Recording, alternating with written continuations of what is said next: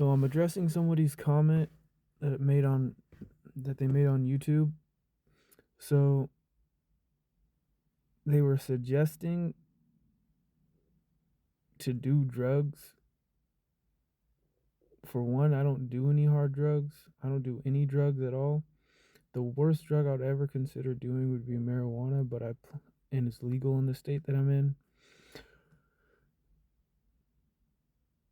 I only ever did it too because I tried it for the first time when I was like 12, so obviously I wasn't old enough to know what's happening. But people older than me, I would hang out with people 2 years older than me, and they would hang out with people 2 years, 4 years older than them, and I would end up hanging out with all of them. So they kind of were a bad influence on me, a bad influence. I should have never been able to hang out with those people on a personal level like that, and neither should they have been able to hang out with those other people. But I will absolutely never try meth, heroin, crack, cocaine, anything like that. I will. I'm. I managed to avoid those mistakes when I didn't have a bad. When my brain wasn't didn't know better. Thankfully, thank God.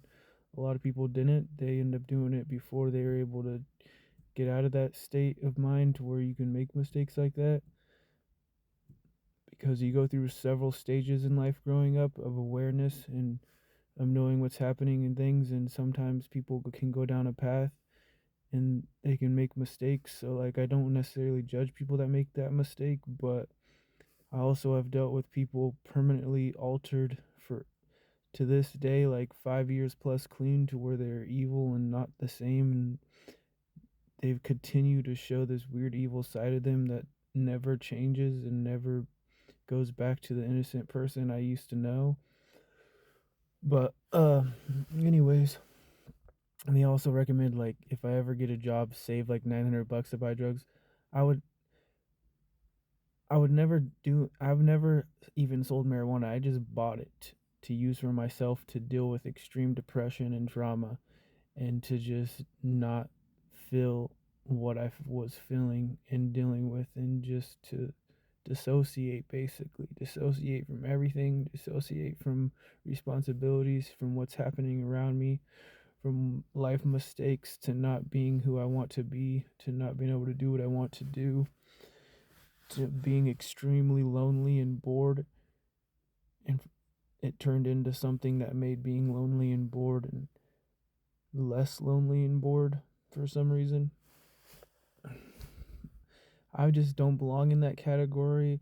I believe I'm at I believe when I look at myself, I see someone that is possibly on the spectrum or has extreme trauma that puts them in that position.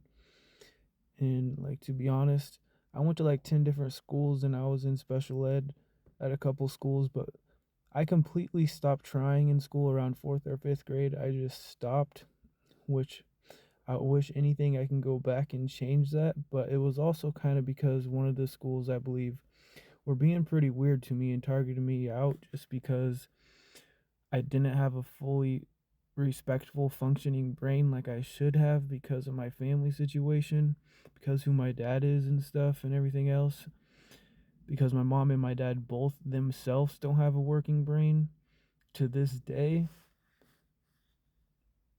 they can be talked into or tied up into some stuff they probably shouldn't be for some reason. I don't know why at the age of 40 to 50 years old they haven't processed this information yet.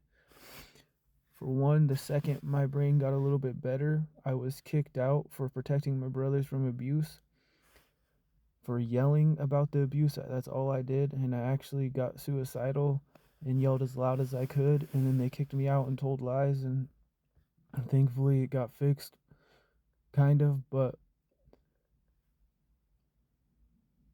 I haven't seen my family since 2020, all because they wanted to allow my sister and my stepbrother to abuse my two younger siblings. One is disabled, in a permanent state of technically dying. He has a donated kidney. You have to get a new kidney every 15 years. He has missing hands, only a couple fingers, and missing feet. He is not a normal kid. He didn't deserve to be around that stuff. He doesn't deserve to be treated or bullied or made to feel scared or anything like that. He's the last person for even one day of his life in his situation. He should never have to deal with people like that. And when if young kids, young teenagers, young adults are going to make that mistake, the my parents, my mom, her boyfriend should have addressed it and fixed it immediately and should have had severe consequences. It should have been taken more seriously than anything ever, but they just slid it under the rug and it kept happening. And every time I tried to address it, they wanted to address it, and they would do. My mom's boyfriend started shutting me down and shutting my mom down, and it just didn't seem right mentally. As I said, my mom doesn't have a working brain. I have trauma. I used to smoke weed, which would increase the ability to shut me down and make it to where I didn't know what to do. I couldn't reach out for help for people out my side of my house because I was so bad in a pit of just not doing well and taking proper steps because I started smoking weed at a young age. And my parents themselves are kind of weird and oddballs, and they just don't have a working brain so they could help me. But yeah, I just wanted to make a video on this and reply to it. That is not me. I will never be involved in that. That's not where I belong. I do not belong around those people, connected to them. I don't like it. I don't support that. It's not safe. I don't support hurting anyone, which comes from my brother. And I also had to watch my mom be abused until I was 7. And then when I turned 14, my brother almost died and is left permanently damaged and disabled. And this all just triggered my dissociating and trauma while growing up, and it just all piled on top of each other. And I just continued not having a brain able to protect myself and just do proper things. And I never felt my whole life like I had a purpose or anything until I got extremely lucky. This other person's comment about luck. I've had the I feel like I see myself before I got help as I was dead. My family had already given up on me. They were never going to get help from me. They were never going to look at me as someone that was cool, someone that could help them, someone that they would respect. I was dead to everyone. I had given up all things. I gave up on life 100%. I know I was dead to everyone. There was a very low chance. They probably seen me as dead. They thought I was never going to change and never get out in the world and do anything. But on the inside, I've always had good intentions and stuff and wanted to do good. I just couldn't figure out a couple things without some help, and nobody was able to help me. No one could look at me and see what was wrong with me and evaluate my brain and my situation and talk and pick my brain and just help. So it just never got better. I had to fix it myself with some luck. I made a friend on the internet, and she decided to send me a voice message and called me. And then we started talking. I surprisingly answered the phone when she called, and it just helped. It just helped. We talked on the phone. We immediately trauma bonded, or I opened up to her when I wasn't talking to anyone outside my house for years, not even my family from outside my house, just the people inside my house. So it was the only people I felt comfortable having a conversation with on like a personal level and being around. For some reason, it just got really bad like that. I didn't even want to walk to the store. I didn't shop for my own clothes anymore. I left school one day after ninth grade. I stopped trying in fourth or fifth grade completely. I would get 0%. So I didn't want to be there. I emotionally checked out all the way back then. Like, I had friends in some of my schools that were completely normal.